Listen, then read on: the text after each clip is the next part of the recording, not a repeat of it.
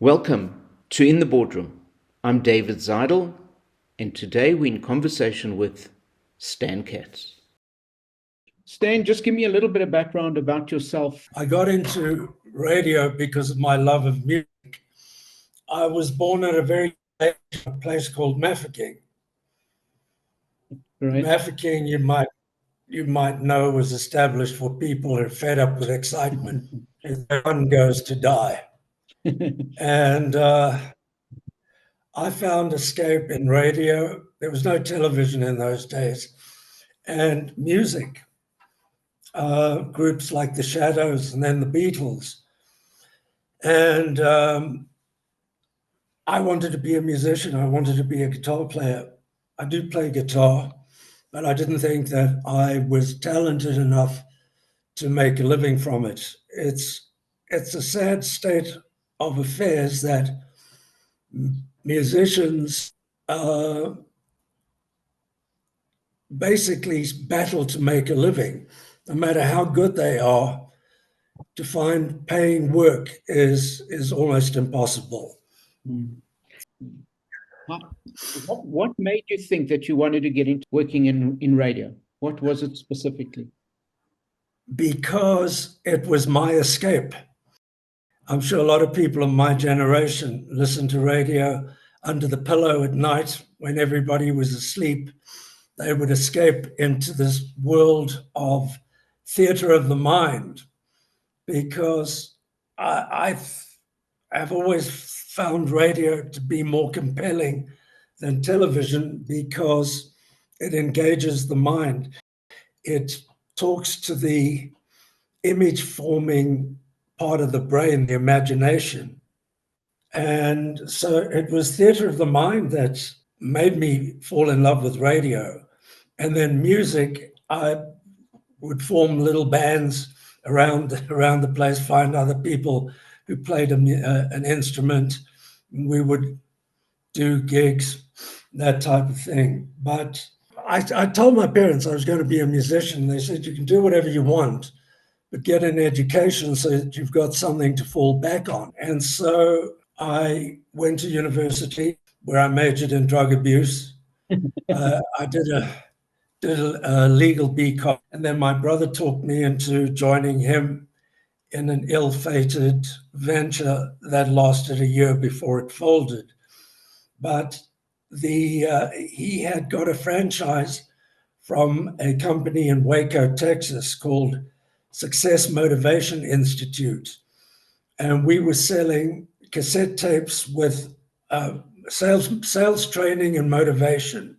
Motivation tapes were by people such as Napoleon Hill, Think and Grow Rich, which had a profound impact on my life. Napoleon Hill thesis was that thoughts are things. Everything starts with a thought, and that you wouldn't have the desire if you didn't also have the ability. In other words, there's nothing capricious in nature. The two went together. So after the business with my brother failed, I was 22 years old, and I didn't know what I wanted to do with myself. I was driving my car one night listening to a station called Swazi Radio. I just fell in love with the music they were playing and the disc jockeys, who were really cool. They were unlike anything one had heard before on South African radio, which was all SABC. To myself, that's what I want to do. I want to be close to the music. And one of the ways of doing that would be to be on radio, where I could play music and talk rubbish. I'm very good at both. So I managed to get a job interview with the management of Swazi Radio. Now, Swazi Radio studio was in Johannesburg. The transmitter was in Swaziland. It was a real pirate radio operation because you couldn't get a license in South Africa. They were licensed. The Kirschers owned it. They were licensed to Swaziland. So we would record everything in Johannesburg, fly it down to Swaziland, where it was then broadcast back into South Africa. So I got the interview with management. There were 3 people in the room interviewing me. I announced that I wanted to be a disc jockey. Today they call them presenters. In those days, they were disc jockeys because you rode the discs. So I said, I want to be a disc jockey. They said, we're not looking for disc jockeys.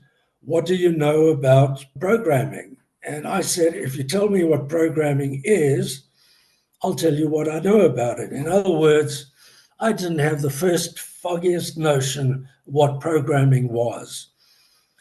So when I told them, if you tell me what programming is, I'll tell you what I know about it, the interview was over.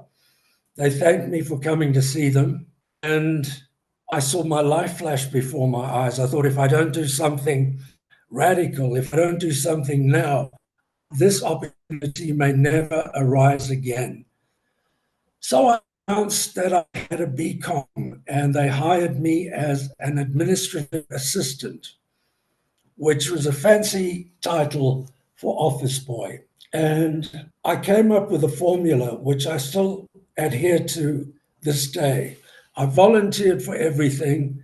I never took an answer. I never expected it to work, and I never expected thanks. And because I was an administrative assistant, I had my own set of keys. So I would go and practice in the studio, which was not being used at night. I would practice and tapes over and over and over, and I kept submitting my audition tapes every time there was a vacancy, and someone else would get it. If I can just stop you there. So the 4 things you said was on those things: always volunteer, number 1. Number 2, don't take no for an answer. Number 3, don't expect it to work. And number 4, don't expect thanks. Do you think this is a philosophy for the music business, or do you think this is a philosophy for business or a way of being in general? It's a way of being in general, and it's certainly a philosophy for business, irrespective of what field one is in. You could apply it to the other motto I have was, if it ain't fun, it ain't happening. So there has to be an element of fun. If you're going to devote yourself to something, there's got to be an element of fun to it. So John Burks was then brought on board as the program manager. Now, Burks was a hero of mine. He was a radio god. When I was in high school and then at university, I used to listen to him every night. I don't know if you remember him. He had Hayes Corner and stuff like that, which is just absolute genius. So when he was brought on board as the program manager, I requested a transfer to the programming department, which was granted. Burks made me music manager for 2 reasons. One, my love of music and my knowledge of music. And so the 2 of us would get together on a afternoon and choose the playlist for the following week. He knew that I wanted to be on air. He was an amazing man and a great friend, and I miss him terribly to this day. What I did was I compiled a pop service. There were no current magazines. I would get my hands on pop magazines and compile pop news, and jockeys to read. And I handed it to John one day, and he said, read it. And again, you know that signal, if I don't take this opportunity now, who, when, and if it will ever come again.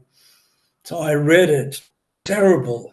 I was so nervous you could hear my knees knocking. So I couldn't say no. If I would have said no, as I say, I don't know when that opportunity would have come up again. And then I started reading it on all the shows. A mid-morning show became available, and Burks gave it to me. And so I then had my own show, and a dream was coming true. But as I said, I volunteered for everything. If anything needed doing, I put my hand up, and I got to know more about that radio station than anybody else on the station. I got to know more about radio than most people because everybody was so focused on their narrow little area of discipline. I was informed on the whole operation. So I'm music manager and I've got my own show. And then out of the blue, they hire a music manager from Australia, a highly experienced guy, a guy called Groover Wayne. They hire him as the music manager. My first inclination was, I'm going to teach them a lesson and resign. Mm. And then another lesson I learned was ego is not your amigo. Ego is not your friend.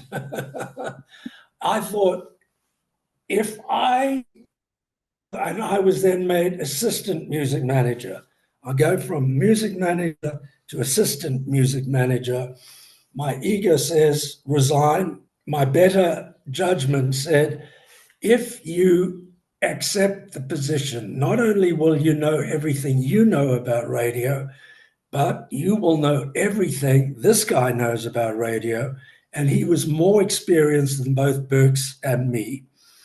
But he was the most dislikable, I don't know if the words unlikable or unlikable person you can imagine. He had a blowtorch personality. This was the kind of guy who would brighten up a whole room when he walked out. But I learned an enormous amount about radio from this guy. He would listen to all my shows after I'd recorded them, point out where I could have done better, where I was going wrong, etc. I swallowed my pride and I learned. Now, he and Burks didn't get on. So he gets fired, this guy, and I am back to being music manager and working with Burks. Burks then clashed with the station manager. Now, the station manager had been hired because he was a Springbok water polo player and a big name. Everybody knew who he was. What he didn't know about radio would fill a warehouse. I mean, this guy didn't know whether it was New York or New Year. And Burks resigns, and now I'm manager. Now, a short while before that, I didn't know what programming was. And here I am, through a series of default positions, I am the program manager. And I didn't get on with the station manager. My whole life revolved around that station and around radio. This guy was trading off his reputation as a Springbok water polo player. So I did what any bright young man would do, and I wrote a lengthy report why the incumbent was doing a lousy job and why I was probably best suited for the job of station manager. And I handed it to the owners, the Kirschers, who promptly handed it over to him. And I thought they'd get the report, and within minutes, I'd be in the position and he'd be fired. Another lesson there. Firstly, I've never been a political animal in corporate politics or anything. That I did what I thought was the right thing. So he calls me into his office, I'm busy on air doing my show, calls me into his office and he says, I hear you're not having work on the radio station. I said, that's right. And I plan to resign. I could see the axe coming. So I said, where is it at the end of the month? He said, well, I don't see a need to delay it. You can leave now. And I was fired. In those days, you could fire someone in a minute. You didn't need a paper trail and the CCMA and all of that. You wanted to fire someone, you fired them. And I was devastated. But I didn't know what to do. I thought, do I finish law school and finish my LLB, do an MBA? Instead, I decided to do a rock concert at Ellis Park. I learned more from that rock concert than I would have run any MBA. And I had met a guy in the United States on one of my frequent trips there. The station paid for me to go to America at every opportunity to learn the best in the world. This guy was working for one of the legendary radio and TV personalities at the time, Wolfman Jack. And he phoned me and he said, listen, come work for the Wolfman. So the Wolfman show was being syndicated around the world and across America. Syndication means, I don't know if you know how that works, you have a radio show and you sell it to radio stations who then run it. So I said, how much? I said, if I'm coming across, let me see if I can place it in South Africa before I come. I said, how much are you selling it for? They said, we're getting top prices $150 a week. So I arranged to meet with the guys from Capital Radio, which had just started. I played them the audition tape and they flipped out. They thought this was the best thing they'd ever heard. And this was of mobile discos. I don't know if you were around in those days. Every second guy ran a mobile disco. And I said, how much is it? I said, it's $150. They say, that's for nothing. That's cheaper than a mobile disco. And I could see that I was leaving a lot of money on the table. So I said, that's per hour. No, it was per week. I said, that's per hour. And it's a 3-hour show. And suddenly they stopped. I said, wow, that's $450 a week. I said, I'll tell you what, take it for $350 and I'll square it away when I get to Los Angeles. And now I was on a roll. So I said, and it's up front for a year. So I arrived for my job interview in Los Angeles with a check for $8,000, which in those days was still a lot of money. In those days, it was, so I think I got the job. Damn straight I got the job. I was working without a green card. I'd applied for the green card.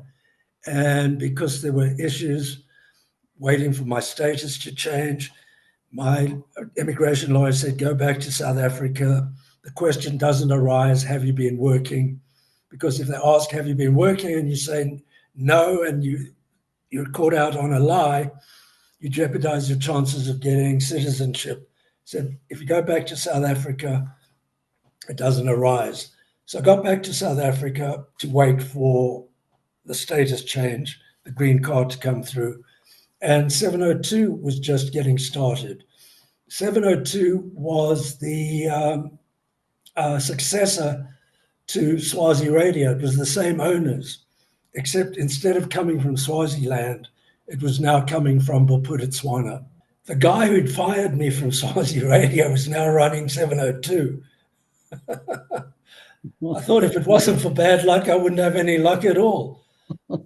So they gave me a job on a Sunday night at 10 o'clock, just because they knew they had to give me a job because of my experience and my knowledge, but they weren't going to give me a primetime slot. So they stuck me on the graveyard shift, and the show did very well. And then I landed up getting a show on in the afternoon, doing afternoon drive, Stan Katz Good Time, Lowdown Rock and Radio show. And so Stan, I remember you used to have that slogan. Just remind me of the slogan again. Oh, love you madly. Love you madly. That's it. Love you madly. Bye. Love you madly. Bye. When did that come up? That slogan? Probably around that. What it was doing, I used the same sign off. Then Burks was doing morning drive. I was doing afternoon drive. He decided to go on a sabbatical. He was frequently taking sabbaticals because he would burn out. and I was stuck in the morning drive show, which I called the Morning Zoo. That did really well. Do you remember the show at all? Yes, Do you know how long ago it was? sure. I wouldn't know. 30 years ago? 37. Wow, wow. And people still remember it. It's quite incredible. I'm always amazed when people remember me because it was so long ago. And then he gets fired. The guy who'd fired me on Swazi Radio now gets fired from 702 because he tried to take over. I mean, how stupid can you get? You don't take over from the owners, but that's what he tries to. They fired him, and then they approached me to become the sales and marketing director. Again, based on my experience locally and predominantly my experience from America. I was learning from the best in the business. One of the first things I learned, and I tell this to anybody who is on air, do your preparation. An hour of prep for every hour you're on air is the minimum. And the show took off. I was then, this was 1985, I was sales and marketing director, and I was doing the afternoon drive show. 1987, I get made managing director of 702. I just want to take you back before you go there. When you say do your prep, what does that entail? What is preparing Like for? if first of all, you choose the songs you're going to play. If there's something you can talk about the song, that's part of your prep. Or if you're using humor, work out your one-liners, do all the stuff that you are going to be broadcasting on air. Your best ad libs take 3 weeks to rehearse. So that's the beauty of radio. They can't see you reading from your prep notes. So 1987, I get made managing director of the station and host of the Morning Zoo. This was the equivalent to being the school principal and the class clown, because what I was doing on air was I was clowning. I was a clown. I was using humor, but I was also in charge of the station. So that's why I say I was the school principal and the class clown. By 1988, I decided it was impossible to do both. I was permanently tired. When people would ask me, what's it like? Because I was there from 6 in the morning and I wasn't going to bed at 9 o'clock at night. I was going to bed at midnight or later because I was having a good time. I even had a limo built so that I could take my dates out and I wouldn't have to worry about driving. So when people said, what's it like doing the morning show? I said, it gives you one more good reason for dying in your sleep because you're just permanently tired. I said, I can either be Stan the man or Stan the manager.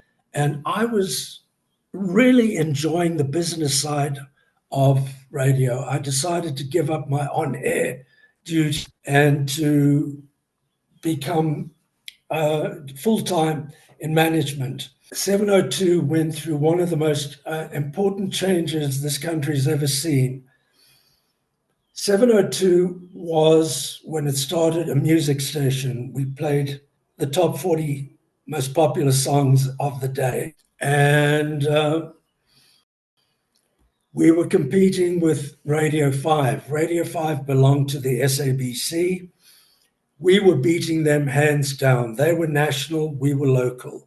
But we had more listeners locally than they had nationally.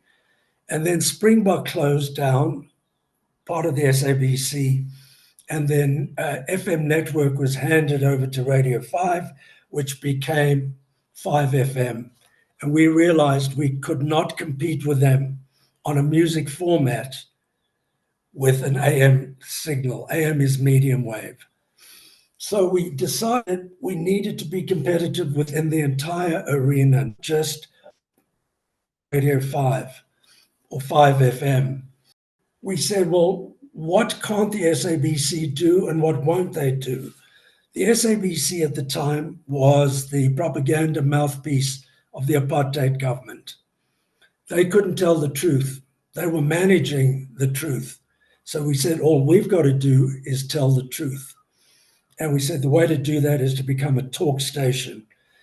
This became the subject of case studies at business schools around the world where we changed the brand. We changed with changing the name. We changed the content without changing the name. Today, they still call it 702, but it was 702 at the time because that was where our frequency was, 702 kilohertz. We didn't have the biggest audience, but we had the best quality. Our slogan became, don't count the people you reach, reach the people who count. And this was your slogan to the advertisers, obviously. Yeah. Just take me through that transition. Where did you come up with the idea? Is this something you saw in America? It was happening in America. AM stations, which had been music, were now becoming sports stations, talk stations, sports talk. So we saw the writing on the wall and we saw what was being achieved in other jurisdictions. And we said, that's what we have to do. But it was a hell of a chance because people to 702 because it was a music station. Now, if you like music, you regard talk as an interruption. If you like talk, music is an interruption. But we decided we had to take that chance. For 6 months, I had sleepless nights. I thought, have we done the right thing? But I have another famous saying, which I got from Henry Kissinger. The absence of alternatives clears the mind marvelously. And so we said, well, what are our options? We didn't have many options.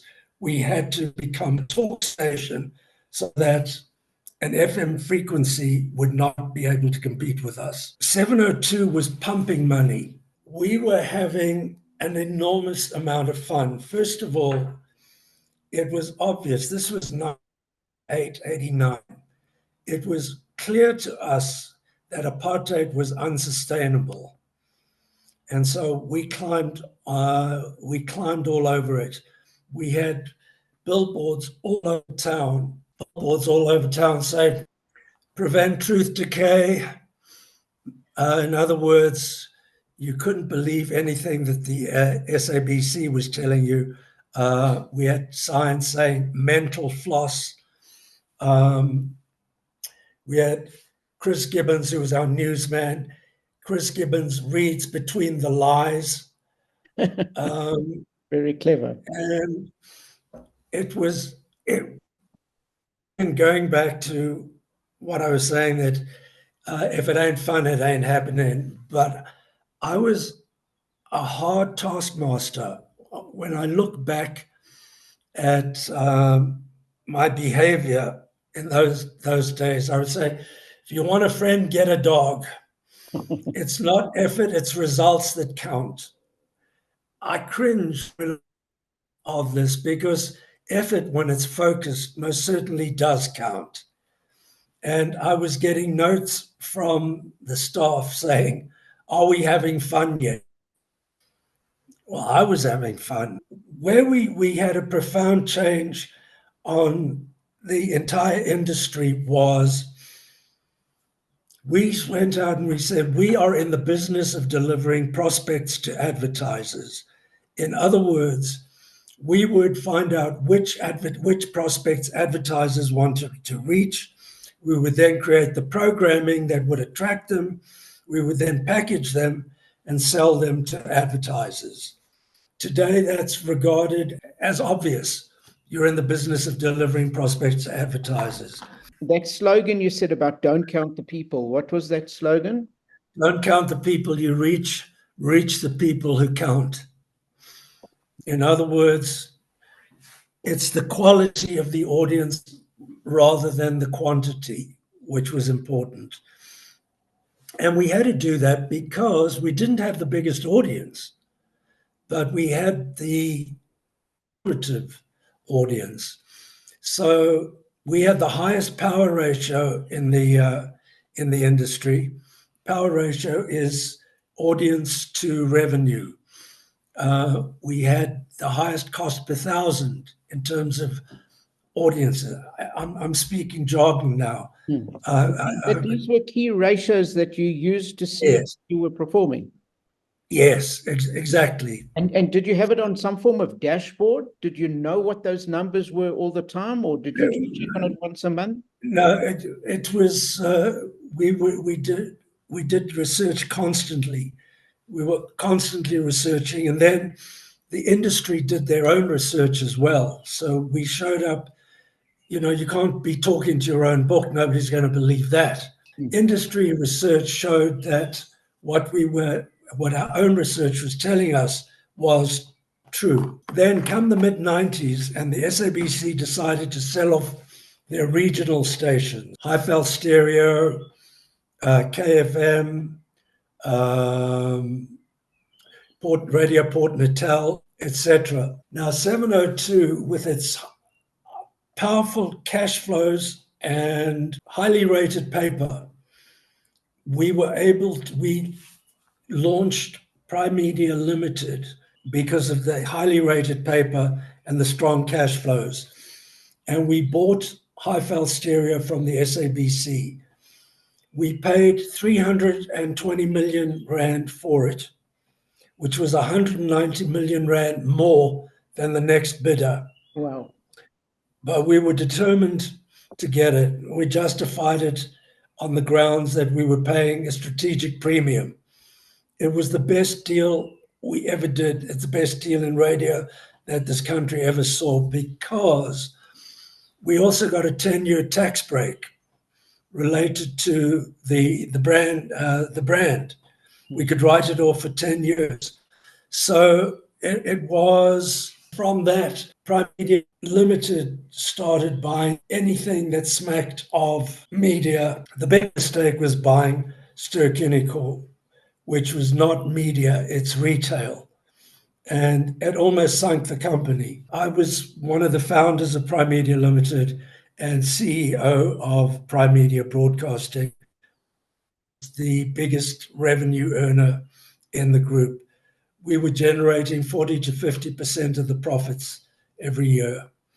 So huge EBITDA. Then we started Cape Talk, which was the Cape version of 702, which is still going, still doing very well.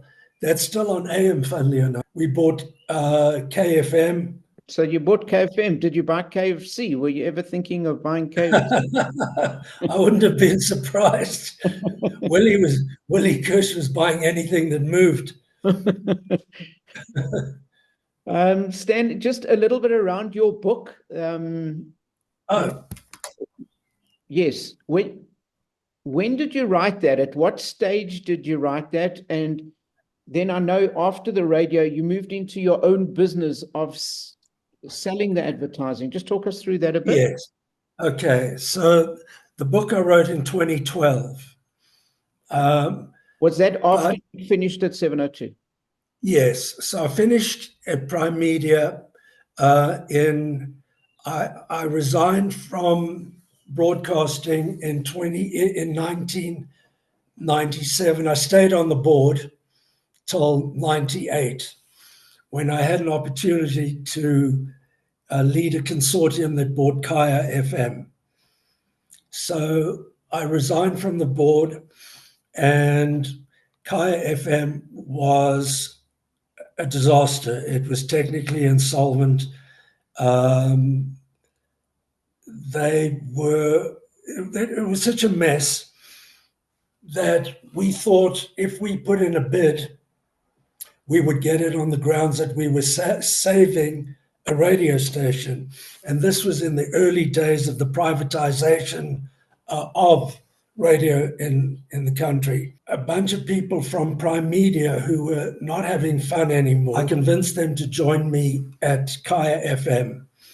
And within 3 months, we'd doubled the audience, trebled the revenues. And then we got notification from the regulator that they were not prepared to transfer the ownership to the new shareholders because we'd reduced the BEE component by a small fraction. And I was suicidal, and I'd sold these people the dream, and they're looking at me now and saying, now what? And I felt a moral obligation. So I said, well, we can still be in the industry. We don't have to own the assets. In other words, we don't have to own the radio stations. We can sell on behalf of radio stations that are licensed. And I set up a company called United Stations, and we began selling on behalf of licensed entities. That's still going to this day. It's been going for 20 years and also doing really well. I then sold it to AME, which was a listed African Media Entertainment Limited, owned by Caxton. I sold United Stations to them and ran AME for 4 years as part of my earnout. And then I left. I was then approached by big organizations like the BBC, Deutsche Welle, to consult to them to train their partner stations. So I traveled the length and breadth of the African continent. My first assignment was Liberia. When they asked me if I would go to Liberia, I thought, you got to be joking. I mean, these were basket cases. Trump, I think, said it even better. I won't use his terminology. After Liberia, I went there a couple of times. They sent me to Sierra Leone, and then Ghana, Kenya, Zambia, Zimbabwe, Namibia. And I did that and continue to this day. I've curtailed my travels. I enjoyed the work. I enjoyed the adulation, and people were so grateful for what they were learning, but the traveling and the accommodation was just getting a bit much. So now I'm segueing into keynote speaking, where I can talk about what I learned about leadership, not just about radio, but what I have learned about leadership from not knowing the first thing about being a leader. I was a clown and found myself in a leadership position. I had to learn what leadership was about. And the most powerful lesson I got out of that is that leadership is about managing the culture, and culture triumphs strategy every time. So leadership is managing the culture, and culture triumphs strategy every time. Mm-hmm. And I've built my talk around those concepts. Great, excellent. So yeah, you've got a young guy who came from Mafeking, who traveled all over Africa, who you became a business leader, and you took a radio station and turned it around completely.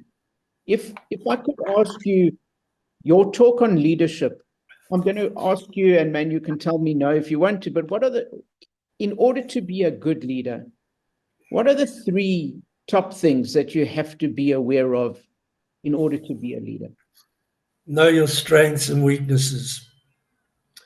In other words, so that you can benefit from the strengths of others where you may be weak. How to get the most out of your people, and knowing what people's are. And the first thing I learned is one thing we have in common is we're all different. It's how do we take advantage of other people's strengths where we may be weak. For example, what I don't like doing, I hate admin. I'd rather remove my ear with a cheese grater than engage in admin. Van Gogh the painter also hated admin. I see he also did some. I removed his ear with a cheese grater. But what I had was, I had the vision and I had the knowledge. And I had people with big brooms walking behind me to clear up the mess that I was making. I was very fortunate to have in Rena Broomberg a superb chief operating officer. So, I think leadership is the vision and hope thing, and knowing your strengths and weaknesses. It's easier to go from excellent to first class than to go from mediocre to competent. And self-development is more important than just about any developmental approach one takes in business. I don't know if you haven't got grandkids yet, have you? No, my kids don't want kids. But kids don't want kids. Okay. But Stan, No, my son is actually about to become a stepfather. oh, okay. So I'll be a step grandpa. yeah, I think I'll make it quite a good grandfather. I I think don't so. know if I would have all those years ago, but I think I have matured enough to be able to set an example for grandchildren. If as a grandfather you are now writing to your grandson or future grandson in that he'll read the letter in 20 years' time, what's the most important thing that you'll put on that? Know what you want from life, and believe that you can get it, and go after it with all your might. Thank you, David. Thank you for listening to me. I'm sure it must have felt like taking a sip from a fire hydrant. Well, to be honest, in one sense it is, because you've got so much to give. It's quite amazing. It's and what we saw of Stan the Man on the radio, and I mean, what was that thing that you used to say? The good time low down rock and roll radio show. Yeah, that's very good. When we used to listen to you and hear you say those things, you were just a guy on the radio. It's amazing to see the depth behind that, as you say, that's what you see. But underneath we're just seeing the tip of the iceberg. I'll tell you what radio is. Radio is part art, part science, and a whole lot of magic. Mm. And if you've got those three things, the science, the art, and the magic, I have another, I call it the easy formula. E is for energy. Nothing great was ever achieved without the expenditure of energy. And I think it's up to everyone to make sure that they take care of their health. That's important. Energy. A is for audacity. In Yiddish, chutzpah. Having the chutzpah without necessarily stepping on people's toes. To be bold, audacious. Energy. S is for showmanship, adding a bit of sparkle to whatever it is that you do. And Y is for the you factor, making the other person feel genuinely important because they are. And that's my easy formula. I like to reduce things to lists. Do you know where the word gig comes from, by the way? Everybody uses it, but very few people know where it comes from. I'm trying to think. I'm trying to guess rather than think. I don't know where it comes from. Because it comes from the entertainment industry. Yeah. It's God is good. Wow. Serious? Gig. Yeah, I got a gig. Wow. God is good. That's interesting. How's that? That's amazing. It's like nobody knows. Everyone I ask, nobody knows what it stands for. Wow. You know, you talk about gig. It's like that thing where they say break a leg when you're going to be in a Yeah. concert. And that, I'm sure you know where that comes from. When you in a play, you're part of the cast. Yes. And so when you break a leg, you get put into a cast. And that's why they Must. break a leg. In other words, get into the cast. Okay. Yeah. It's interesting. And I really want to end off as we did in the talk in front of people by saying to the person who created it, love you madly. Bye. Thank you, David. Thank you. I'm David Zidel, and I look forward to seeing you next time in the boardroom.